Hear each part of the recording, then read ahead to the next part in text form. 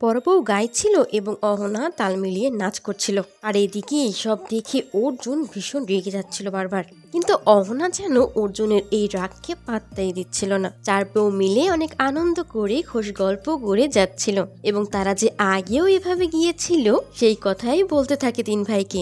এরপর কে কি ভালো পারে সেই নিয়ে গল্প করতে থাকে। আরো কত ভালো কাবাডি খেলতো, নিতে ভালো সাইকেল চালাতো। এদিকে অর্জুন নাকি বারবার বলতে থাকে এরকম কেন করছে এখানে বসে, সবাই দেখবে তো এরকম খোলা গাড়িতে বসে। অনা তখন উত্তর দেয়, দেখলে দেখবে তো কি হয়েছে, সে কি এমন করছে। অর্জুন তার মাকেও বলতে থাকে কেন সে তাদেরকে কিছু বলছে না। কিন্তু দুর্গা দেবী তো একদমই চুপ, সেও হাসি মুখে সবটা এনজয় করতে থাকে। দুই ভাই মিলে অর্জুনকে বোঝায় কেন অর্জুন ওরকম করছে।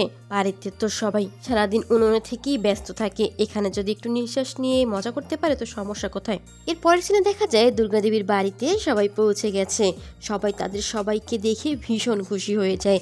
ভোজু তার বউ সেখানে এসে উপস্থিত হয়েছে। ভোজু আর তার বউয়ের মজার মজার কাণ্ডে হাসি মুখর হয়ে উঠেছে সবাই। দুর্গা দেবীর সেই দেবতাও এসেছে।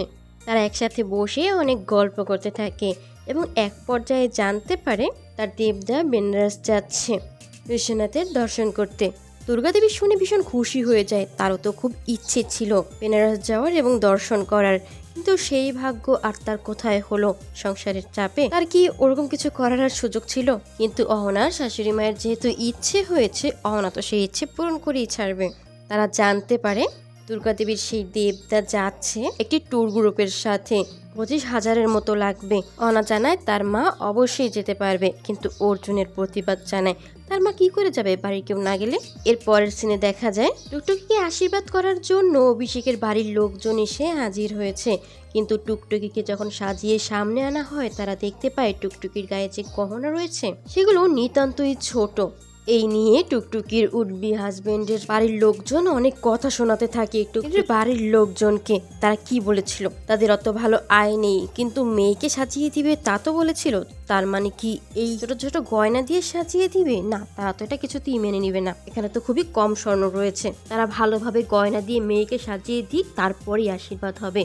অর্জুন হাত জোর করে তাদেরকে বলতে থাকে আশীর্বাদে এসে তারা কেন এরকম করছে, আশীর্বাদ ঠিকঠাক ভাবে হওয়া জরুরি। কিন্তু টুকটুকির বাড়ির লোকজন জানায় এখন তো বিয়ে নয়, বিয়ের সময় তারা সবটা পূরণ করে দিবে, সবে তো আশীর্বাদ, তাদের সামর্থ্য অনুযায়ী তো তারা দিয়েছে।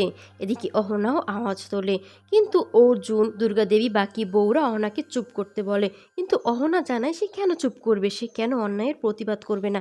সে একটি মেয়ে, তার সামনে অন্য একটি মেয়ের অপমান হচ্ছে, সে কি করে তা মুখ বুজে সহ্য করে নেবে। তারা বাড়ির বউ নিয়ে যাবে, তাকে যদি এখনই এভাবে অপমানিত হতে হয় তাহলে এরপরে কি হবে। বর্তমান আইনে যৌতুক দেওয়া নেওয়া অপরাধ। ভিডিওগুলো পেতে চ্যানেলটি সাবস্ক্রাইব করে রাখুন, লাইক কমেন্ট করতে ভুলবেন না। ধন্যবাদ।